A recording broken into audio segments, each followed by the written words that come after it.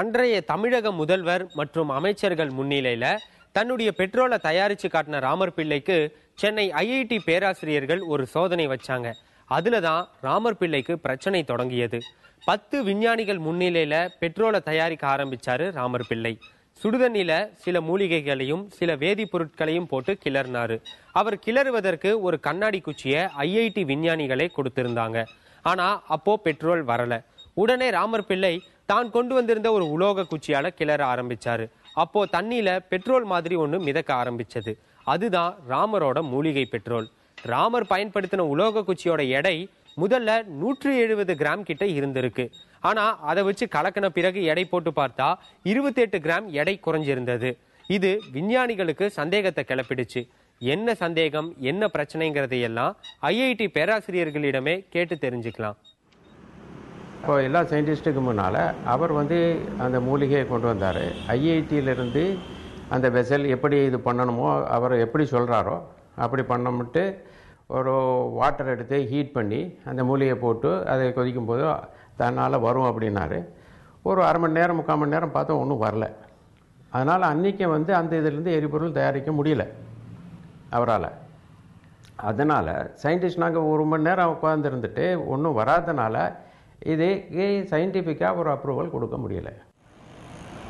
CLRA லேபரேட்டரியில் 12 பேரும் கூடி பூராத்தையும் அவரே ஒரு தடவை எக்ஸ்பெரிமெண்ட் பண்ண சொல்லி, இன்னொரு தடவை அவர் சொல்லி எங்கள் சயின்டிஸ்டில் ஒருத்தர் 2 பேர் பண்ணாங்க. பண்ணிவிட்டு எல்லாத்தையுமே வீடியோகிராஃப் எடுத்துட்டாங்க. பூரா வீடியோவில் எடுத்தாங்க. வீடியோ எடுத்து சரி நாளைக்கு எதுவும் ப்ராப்ளம் வரக்கூடாதுங்கிறதுக்காக எங்களுடைய பகுதி ஆராய்ச்சி அந்த வீடியோகிராஃப் எல்லாம் சொல்லும். ஓகே, அதோடு முடிஞ்சு போச்சு. ஆனால் ஒரு கண்டிஷன் போட்டோம். அந்த கண்டிஷன் தான் நிற்கலை. இதில் யார் மெம்பர்னு வெளியே சொல்லக்கூடாது அப்படின்னு சொன்னோம். அப்படியே பேப்பரில் வந்துருச்சு. நம்ம ஒரு பேப்பரை கேட்க வேண்டிய அவசியம் இல்லையா? ஓகே, அது அப்புறம் ரொம்ப நாள் கழிச்சு வந்தது. பட் அது டேஞ்சரஸ் திங். என்னன்னு கேட்டால் இது நாங்கள் நெகட்டிவாக ரிப்போர்ட் கொடுத்தோம். அதை மற்ற இடங்களில் நெகட்டிவ் ரிப்போர்ட் மாதிரி எங்களுக்கு ரொம்ப சப்ஸ்டான்ஷியல் ரிப்போர்ட். பார்த்தீங்கன்னா பெட்ரோலுக்கும் இதுக்கு எந்த விதமான சம்பந்தமும் கிடையாது அப்படின்னு சொன்னோம். அதுதான் அங்கே நடந்தது. அந்த டெமான்ஸ்ட்ரேஷன் முதல்ல என்னையை செய்ய விடலை. அந்த கேசட்டை பார்த்தா உண்மை தெரியும். அந்த கேசட்டில் முழுக்க ஐஐடி சயின்டிஸ்ட்டுக்கு தான் முதல்ல அந்த டெமான்ஸ்ட்ரேஷன் செய்கிறாங்க. டெமான்ஸ்ட்ரேஷன் நான் செய்திருந்தால் சக்ஸஸ்ஃபுல்லாக இருக்கும். உடாடி எங்கள் கையில் கொடுங்க, எங்கள் கையில் கொடுங்க சொல்லி அவங்க கையில் தான் இன்ஸ்ட்ருமெண்ட்லேருந்து எல்லாமே அவங்க கையில் தான் இருக்குது. முடிவில் என்னென்னா வெகு நேரம் ஆன காரணத்தினால் மூலிகை செயலிழந்து விட்டது. அதனால் சயின்ஸ் அண்ட் டெக்னாலஜி குறிப்பிடுற இன்னொரு தேதியில் இன்னொரு இடத்துல நீங்கள் டெமான்ஸ்ட்ரேஷன் செய்யணும்னு சொல்லிட்டு அங்கே இருக்கிற 13 சயின்டிஸ்ட்களும் நானும் சேர்ந்து ஒரு டிராப்ட் போட்டிருக்கோம். அந்த இடத்திலேயே என்ன பார்த்து இந்த ஒரு மெழுகு மாதிரி வச்சிருக்கிறீங்க, இதை அடைச்சிருந்தீங்கன்னு சொல்லிட்டு யார் என்னை கேட்கல. ஏன்னா அந்த சம்பவம் நடைபெறவும் இல்லை. டிஎஸ்டியில் டெமான்ஸ்ட்ரேட் பண்ணும்பொழுது அவருக்கு ஆட்டோமேட்டிக்காக வந்தது. இப்போது இங்கே வராத போது அவர் என்ன சொன்னார்னா, ஒரு ஸ்டெரர் இருக்குது, நீடில் ஒரு ஸ்டெரர் இருக்குது, அந்த ஸ்டெரரை போட்டு இது பண்ணினோம்னா வரும் அப்படின்னாரு. அந்த ஸ்டெரரை போட்டு இதுவும் வரலை. ஸ்டெரர் போட்டு இது பண்ணிடும் வரல. ஸோ அப்போ என்ன ஆகுது, இப்படி வந்திருக்கணும்னா ஆட்டோமேட்டிக்காக மூலிகையிலிருந்து வந்திருக்கணுமே தவிர ஸ்டெரர்லேருந்து வரக்கூடாது. அதனால் சயின்டிஃபிக்காக இந்த இதிலிருந்து அவரால் கொண்டு வர காமிக்க முடியல அன்றைக்கி. ஆனால் அவர் இன்னும் கிளைம் பண்ணலாம், முடியுங்கிறது. அது அவருடைய அறிவுத்திறனை பொறுத்தது. இப்போ எங்களை பொறுத்தவரை ஆஸ் ஏ சயின்டிஸ்ட் நீ சயின்டிஃபிக்காக ப்ரூவ் பண்ணால் ஒத்துக்கிறோம், இல்லாட்டா இல்லைன்னு சொல்கிறோம். ஒரு குழாயில் பெட்ரோலிய திரவத்தை நிரப்பி அந்த திரவம் வெளியில் வராமல் இருக்கிறதுக்காக ஃபேரஃபின் வேக்ஸை வச்சு அடைச்சிருந்ததாக தான் அந்த குற்றச்சாட்டு. அதுவும் 74 டிகிரியில் அது மெல்ட் ஆச்சு அப்படின்னு சொல்கிறாங்க. நான் ஒரே ஒரு கேள்வி கேட்குறேன்.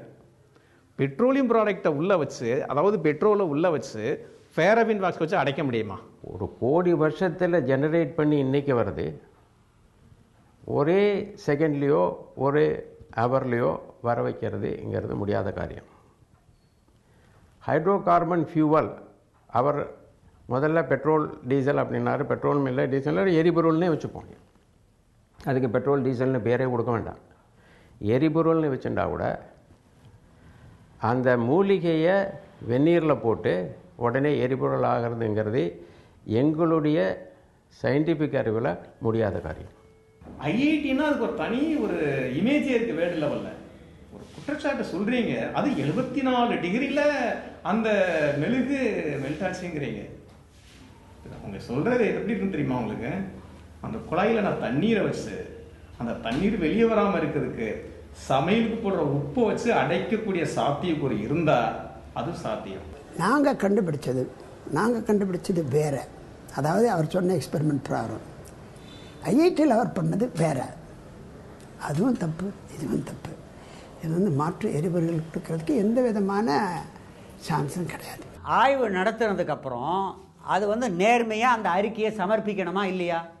இந்தந்த காரணங்களினால இந்த ஆய்வு ஒரு மோசடி, இவர் மக்களை ஏமாற்றுகின்ற முயற்சியில் ஈடுபட்டிருக்கிறார், அதற்கு இந்த காரணம், இந்த ரசாயனத்தை இவர் பயன்படுத்தினார் என்று அறிக்கை சமர்ப்பிக்கணுமா இல்லையா? இல்லையே, அவங்களால ஒன்றும் சொல்ல முடியலையே.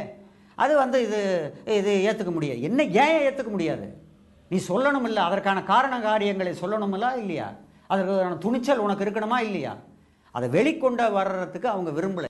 ஐஐடி விஞ்ஞானிகள் சந்தேகப்பட்டாலும் டெல்லி, ஹைதராபாத் இப்படின்னு இந்தியாவுடைய பல நகரங்களுக்கு போய் அங்க தன்னுடைய மூலிகை பெட்ரோலை தயாரிச்சு காட்டினாரு ராமர் பிள்ளை.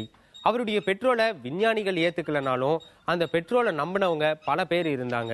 ராமரோட ஃபார்முலாவை வச்சு பெட்ரோலை தயாரிச்சு அதை ஒரு தொழிலா செய்யறதுக்கும் இங்க பல பேர் தயாரா இருந்தாங்க. அப்படியான சிலரோட கூட்டு சேர்ந்து சென்னையில சில இடங்கள்ல மூலிகை பெட்ரோல் நிலையங்களை தொடங்கினாரு ராமர் பிள்ளை. அந்த மூலிகை பெட்ரோலுக்கு தமிழ் தேவி மூலிகை பெட்ரோல் அப்படின்ற ஒரு பேரையும் வச்சாரு. இப்படி எல்லாமே நல்லா போயிட்டு இருந்த மாதிரி தான் இருந்தது. ஆனா திடீர்னு ராமர் பிள்ளைய சிபிஐ கைது செய்திடுச்சு. அந்த சம்பவத்தை பத்தி இடைவேளைக்கு அப்புறம் பார்க்கலாம்.